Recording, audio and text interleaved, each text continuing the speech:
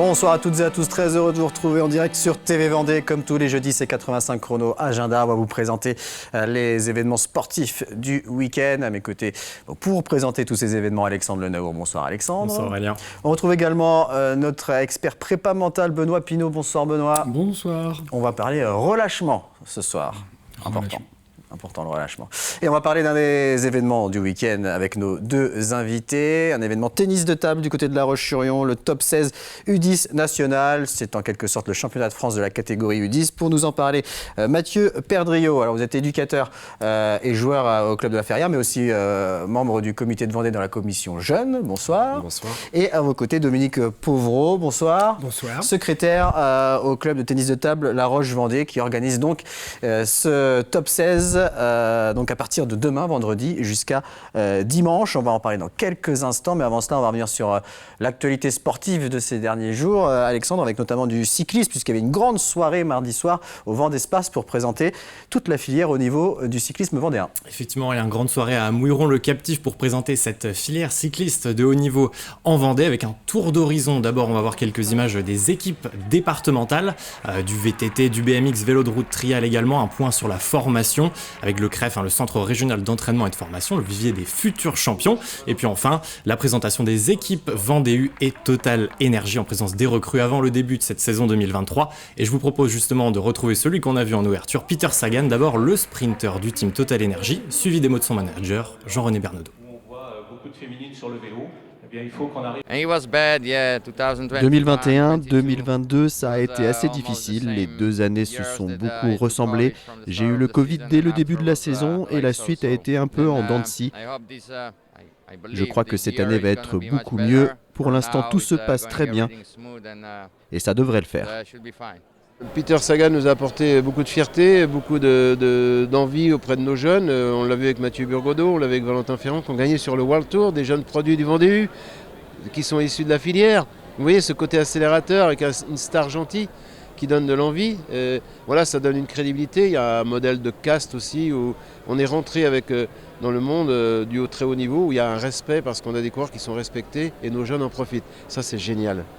Oui, une petite info athlétisme maintenant, une bonne nouvelle pour Thomas Picard de l'Athlé Bocage Vendée. Il a été sélectionné en équipe de France U23 pour les prochains championnats de la Méditerranée en salle. Ça sera le 22 janvier à Valence en Espagne. Thomas Picard qui sera aligné sur 1500 mètres, discipline sur laquelle il a décroché le titre de champion de France en juillet dernier. Donc bonne nouvelle pour Thomas Picard, beaucoup moins bonne nouvelle pour le club du Poiré Roller, Alexandre. Une mauvaise nouvelle qui est tombée lundi soir par communiqué pour annoncer le forfait général de l'équipe qui évolue en N1 élite du Poiré Roller, une fin de saison prématurée, donc une décision contrainte par le départ de dernière minute de l'entraîneur principal Eduardo Granel, départ qui a précipité ensuite celui de plusieurs joueurs.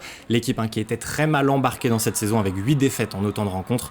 Le Poiré évoque une immense déception, une décision au goût amer, mais souligne aussi que le reste du club est encore là, bien présent. Le club continuera donc, mais sans son équipe fanion pour le reste de la saison. Voilà, plus de ring hockey en National 1 Elite pour le Poiré sur le reste de la saison. On va donc parler de ce top 16 U10 national de tennis de table à partir de ce vendredi jusqu'à dimanche au Terre-Noire à La Roche-sur-Yon, organisé par le club de La Roche-sur-Yon que vous représentez, Dominique Pauvreau. Alors, expliquez-nous un peu plus en détail de quoi il s'agit, comment se déroule cette compétition.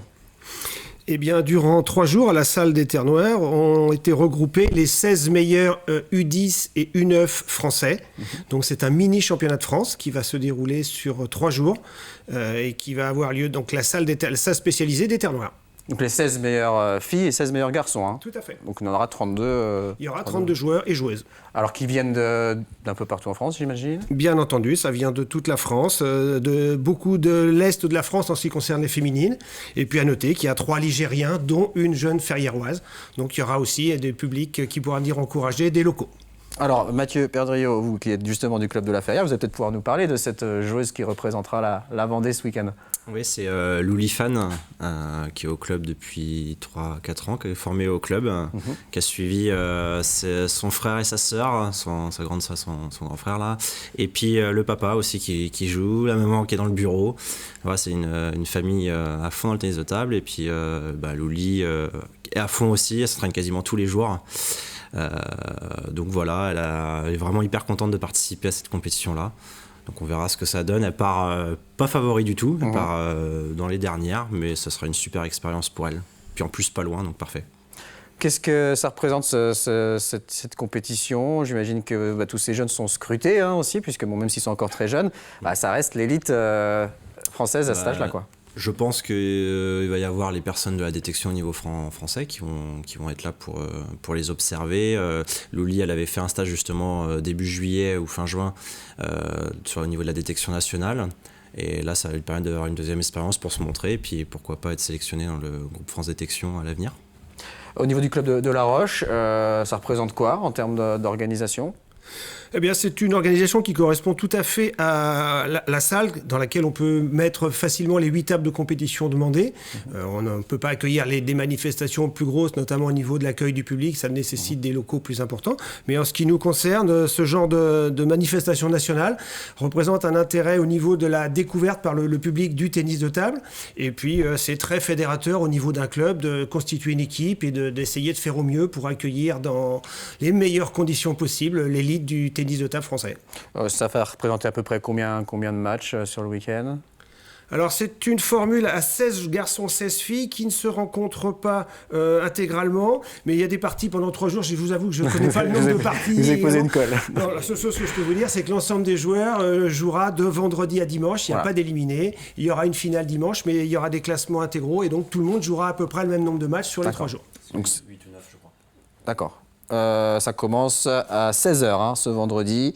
Samedi et dimanche, ça reprendra à partir de 10h. Voilà, si le public souhaite aller voir tous ces jeunes joueurs et ces jeunes joueuses. On va continuer à parler de tennis de table, bien sûr, dans quelques instants, mais on va s'intéresser aux autres rendez-vous sportifs du week-end, Alexandre. Et oui, il y en a. On va commencer avec du handball. Justement, battu le week-end dernier, les filles de La Roche-sur-Yon Vendée Handball retrouvent la salle Omnisport ce week-end, samedi soir. Elles sont 10e au classement, les Vendéennes qui vont affronter Bruyères, 2 places au-dessus pour le compte de la 13e journée nationale 1 féminine.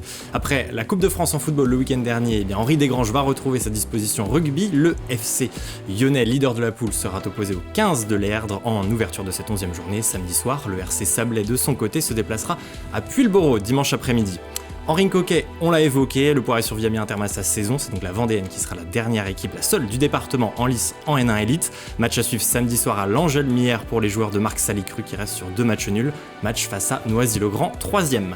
Samedi après-midi, direction les Sables d'Olonne pour du tennis-ballon. Olonne-sur-Mer reçoit plusieurs matchs de la 4e journée de D1, opposition à suivre face à Nantes et puis contre les Ligériens de Genilac. Ce sera dès 14h et c'est la dernière occasion de les voir à domicile dans cette première phase de championnat.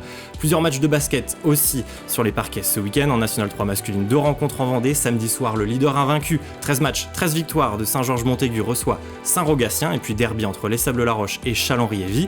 De leur côté, Salertaine et Chambretot se déplaceront à Vitré et Cholet pour cette 14e journée.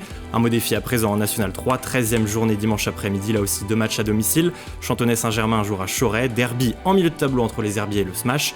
Et à noter que Riévy se rendra au Poinçonnet. Et puis du volleyball. En National 3 féminine, l'équipe des Landes, Génusson, Lanterne Rouge reçoit dimanche pour la 12e journée Tours, qui est 3e au classement. Leurs homologues masculins de Boufféré se rendront à Talence dimanche. Merci Alexandre. D'autres rendez-vous à venir en fin d'émission. Alors, vous savez, le sport, c'est physique, mais c'est aussi important au niveau du mental, au niveau de la tête. Et c'est ce que nous explique Benoît Pinault dans sa chronique Prépa mentale.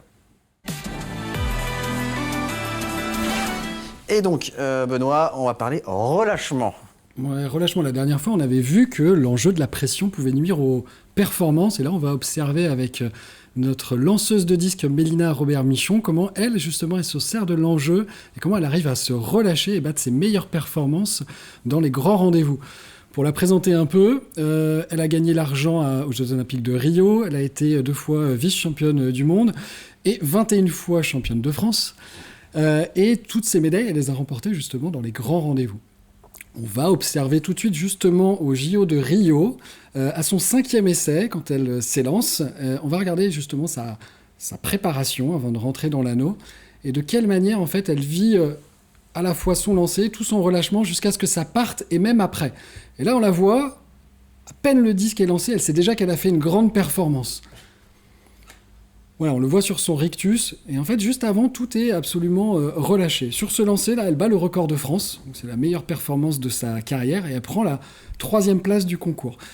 Et alors, c'est pas fini, parce que juste après, il lui reste un 6e essai, et on va regarder justement son 6e essai, qui est quand même un petit peu différent, et en fait, elle est même encore plus relâchée. Regardez sur la fin, Et en fait, ce qui se passe, vous avez vu juste après, Elle pose le pied en dehors de la zone. Ouais. en fait, elle est en larmes surtout. On va regarder tout ça, toute cette séquence. Elle est en larmes, non pas parce qu'elle est triste, mais parce qu'effectivement, elle a fait c'est ses 4e Olympiades, et c'est la première fois qu'elle décroche une médaille. Donc là, il y a des émotions qui rentrent en jeu, et en fait, elle avait déjà réussi son concours. Elle avait absolument plus rien à gagner.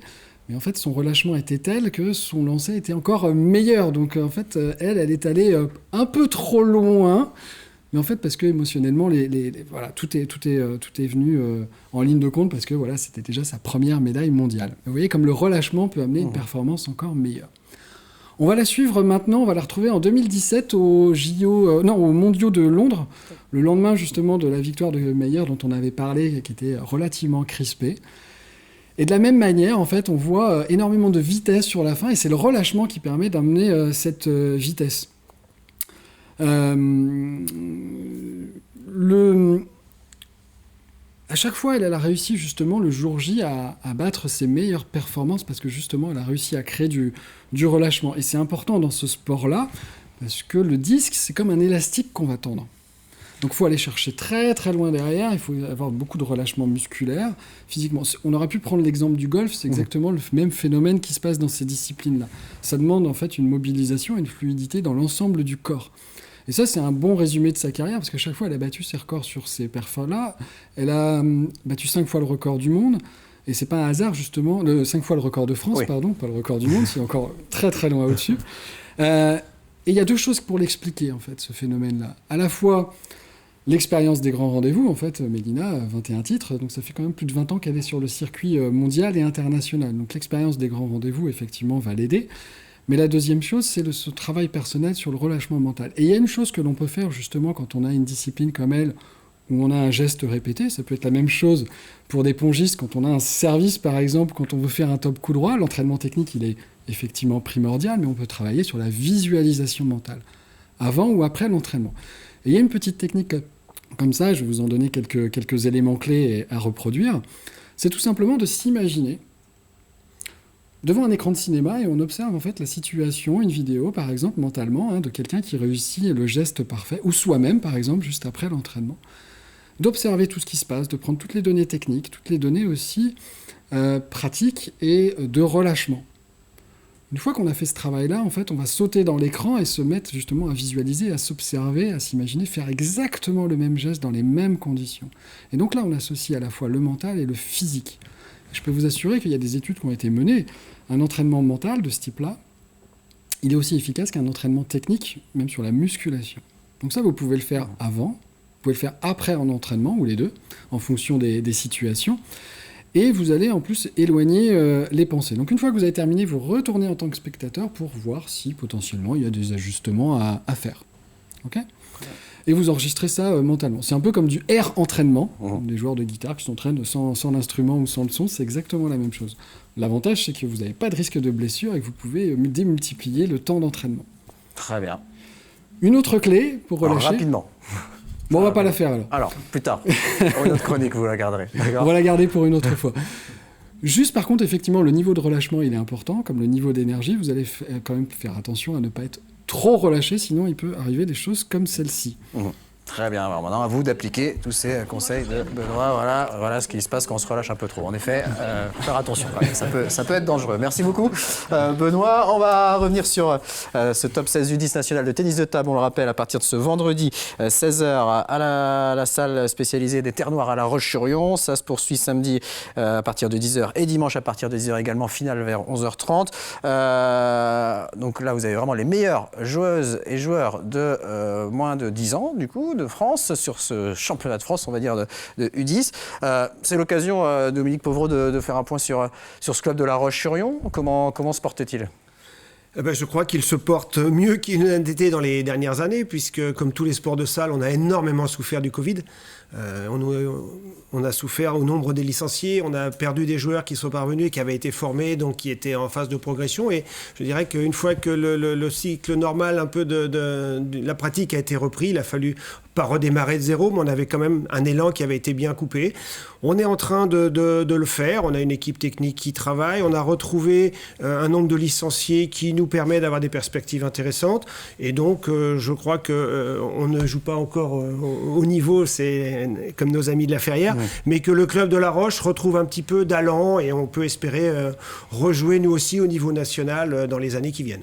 Alors justement, on va parler de cette équipe de la Ferrière dont vous faites partie, Mathieu. Donc en National 2, le championnat par équipe qui joue en 2 phases, avec déjà des relégations à la fin de la première phase. Vous avez réussi à vous maintenir. Alors vous étiez promu en N2, vous avez réussi à vous maintenir à l'issue de la première phase avec 2 victoires, 3 nuls et 2 défaites. Forcément, une grosse satisfaction sur cette première moitié de saison. Ah oui, une énorme satisfaction parce que déjà, on avait peur un petit peu.